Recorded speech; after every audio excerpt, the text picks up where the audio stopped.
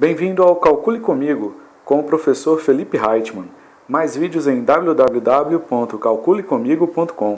Nesse vídeo vamos dar continuidade ao cálculo de volume centroide de um objeto tridimensional, mais especificamente de um sólido de revolução. No vídeo anterior nós utilizamos uma fotografia de uma garrafa, a sua altura e o software GeoGebra para encontrar o polinômio que se ajusta ao formato de uma garrafa. Para continuar, vamos primeiro abrir o arquivo .ggb. Com o GeoGebra aberto, eu vou em Arquivo, Abrir. Aqui eu tenho Modelagem Garrafa Branca, que foi o arquivo que eu gravei no vídeo anterior. Clicar em Abrir. Pronto. Esse foi o arquivo que a gente conseguiu modelar o objeto. Essa função em verde é o polinômio que se ajusta aos pontos sobre a curva. Arrastando aqui a nossa barra, a gente consegue visualizar melhor o objeto novamente. Então, em verde, a gente tem essa função que se ajusta à curvatura da garrafa. Para nos ajudar no cálculo do volume do centroide dessa garrafa, nós vamos utilizar o Wolfram Alpha. Acessando www.wolframalpha.com, você tem acesso a todo o poder computacional de um software matemático profissional que pode ser utilizado, inclusive, para modelagem. Utilizando o Wolfram Alpha, vamos primeiro plotar o gráfico da função encontrada no GeoGebra para verificar se ela está com o formato adequado da garrafa. Para isso, no Wolfram Alpha, nós vamos digitar plot calculator.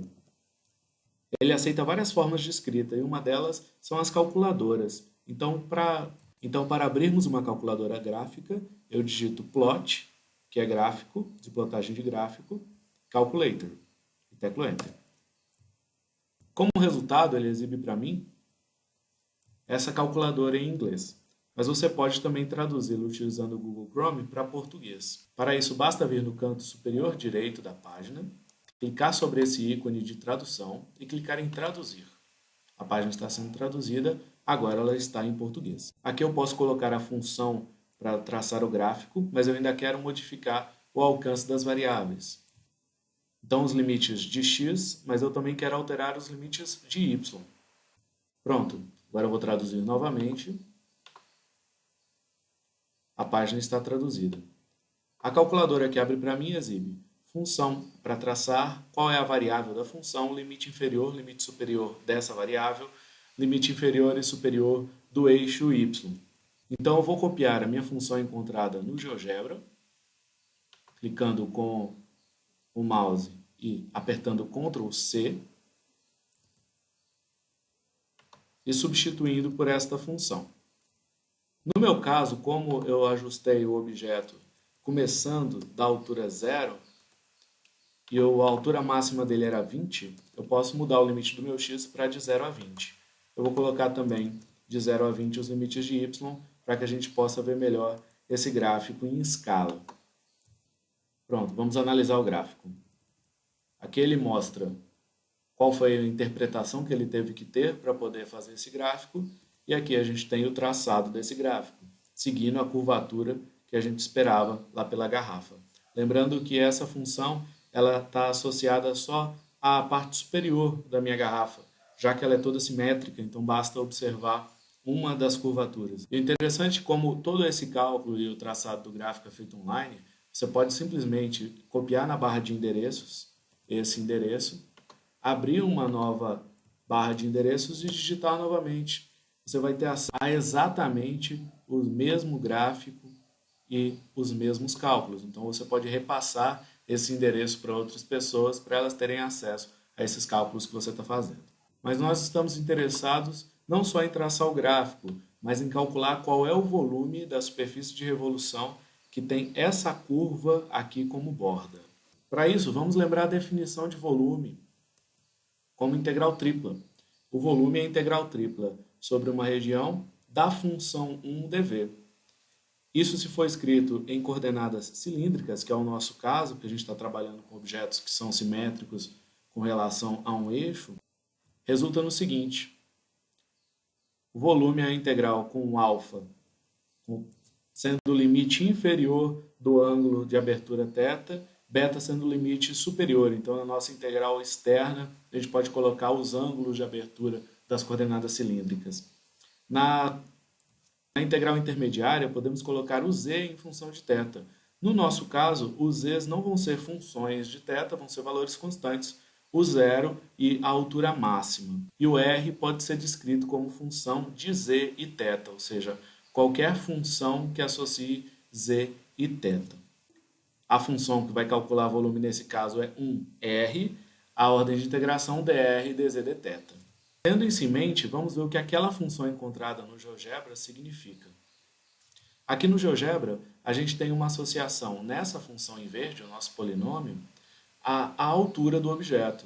Então, a altura vai de 0 até 20, e a cada valor de altura, a gente tem um valor associado nessa função diferente. E observem, o nosso eixo dos z's está aqui. Saindo do eixo z, a cada valor de z você encontra uma distância diferente até a borda, ou seja, distância de centro à borda é raio. Então essa curva está associando a gente um valor diferente de raio para cada valor diferente de altura. Ou seja, se eu fatiar esse objeto com relação à altura, eu vou obter vários círculos de raios diferentes. Então essa função encontrada, ela não é simplesmente f de x, ou seja, uma função de x. Ela é uma função de z. É uma função que associa o raio à altura. Então a gente pode reescrever isso utilizando o próprio Wolfram. Vou copiar novamente aqui a função, voltar para o Wolfram Alpha e na página de entrada do Wolfram vou copiar essa função. A diferença é que agora, depois da função, eu vou colocar um valor específico que ele computa. Como ele entende inglês, depois do final da função eu vou escrever where z igual a x, ou seja, onde z é igual a x ou x igual a z. Então ele vai substituir todos os meus x's por z's. Ótimo, observem o resultado. Agora a minha função não é mais uma função de x, agora ela é uma função de z. Então eu quero agora copiar essa função e utilizar ela daqui para frente. Clicando na parte de cópia, Copyable Plain Text, eu copio com Ctrl C. Voltando para a definição de volume, essa função que a gente encontrou foi a função que associa o raio com a altura. Então, ela é meu R em função de Z. O meu raio inicial é 0, porque eu estou partindo do centro do objeto e estou indo até a borda do objeto, que é uma função de Z. Sabendo disso, eu posso até montar essa integral já na mão e calcular o seu valor para o volume. Mas eu vou utilizar o Wolfram Alpha para isso. No Wolfram, você pode vir aqui, apagar esse campo e digitar Triple Integral Calculator. Dá Enter. Lembrando, sempre que ele tem disponível alguma calculadora, ele vai te exibir. Então fica mais fácil de você fazer os seus cálculos. Aqui ele apareceu, função a ser integrada, valores da função interna, da variável intermediária e da variável externa, só que eu quero mudar os limites.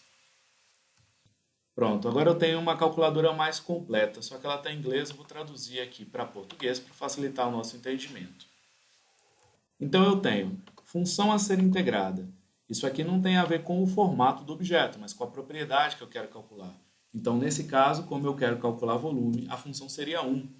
Só que como eu estou calculando essa função em coordenadas cilíndricas, eu tenho que lembrar de colocar o r antes de fazer a minha integral. Então vai ser 1r. A minha integral interna vai ser com relação a r. Os seus valores inferiores vão ser 0. E o seu valor superior, agora sim, vai ser aquela nossa função toda encontrada lá no GeoGebra, porque é o raio máximo que está variando com o z. Então, como eu tinha copiado ela anteriormente, agora eu vou só colá-la aqui e apagar esse ponto final que aparece quando eu estou escrevendo. Minha integral intermediária era com relação à variável z, o valor menor de z era 0 e o valor maior de z era 20, porque é a altura do meu objeto. Eu comecei a contá-lo pelo 0 e terminei de contá-lo no 20. A minha variável interna seria θ, só que para não gerar conflito aqui dentro do software, a gente pode substituir simplesmente por t, para facilitar os cálculos. O valor mínimo de θ ou de t é 0 e o valor máximo é 2π. Lembrando que a gente está trabalhando com um sólido de revolução, então ele vai trabalhar com todo o ângulo de abertura do círculo. Tendo isso escrito, a gente clica aqui em igual e espera ele calcular esse volume. E o cálculo está pronto. O resultado foi a integral de 0 a 2π, da integral de 0 a 20, que é a nossa altura, de 0 até uma função polinomial de z, de grau 7, que foi a que a gente encontrou para descrever qual é o raio em função da altura, r dr, lembrando que tem que ter o jacobiano antes da integral, né? Então r dr, dz dt, que a gente utilizou para substituir o dθ, para não dar conflito aqui na hora da escrita. Nosso resultado foi de 656,829. Agora, o que significa isso? Isso é o volume.